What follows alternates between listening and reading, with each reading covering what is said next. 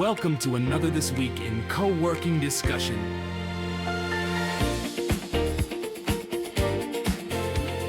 My name is Ashley Proctor, and I am the founder of Creative Blueprint and the executive director of Coworking Canada. So what's one thing the co-working world should learn from the European market? I love coming here every year because I think that all of the European countries do things a little bit differently. There's a lot of diversity in the size and scale of the spaces and the businesses that operate them. And I think there's something we can learn from each one of them. The collaboration here is unique. The alliances are really impressive. And I think there's a deep history and knowledge to share with the rest of the world. So that's why I'm here. What do you think will be the most impactful out of all the different things co-working has touched over the next 10 years? I think we're building critical infrastructure for the future of work, but also for the future of humans. I think it's a more integrated system than work alone. I think that the way we connect and communicate and collaborate has changed forever because of co-working. And I think a lot of the remote work opportunities that we're seeing right now are possible because the infrastructure we created initially was there when the pandemic happened.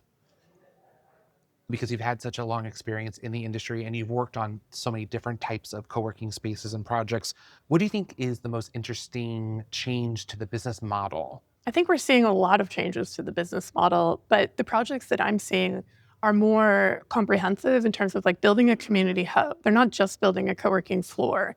So we're seeing models with a cafe, with event space, with co-working, artist studios, all kinds of gathering, meeting, training rooms, and that's really exciting to me. Very cool. Also kind of curious on your take on how do you differentiate in a market that is getting crowded with all different types of operators and different offerings? How do you view that? And what type of differentiation do you lean into? And what are some of the things that you do specifically for member retention? So I think that what sets you apart from any other co-working space is the way you treat your members. It's really about those human connections that you're building. Folks want to come into this space for reasons other than the amenities. There are a lot of beautiful co-working spaces out there, private offices, all kinds of opportunities and places to work. I think what makes you different is the way you treat people when they walk in the door, how it feels to be in a space, and how you design the space to make them feel like they want to come back, especially that they belong. Building for belonging, I think, is really essential. And when people walk into a space and feel they belong, they're going to stay. I love it. What's something that you would tell yourself not to do 3 years ago? Oh my goodness, not to worry so much.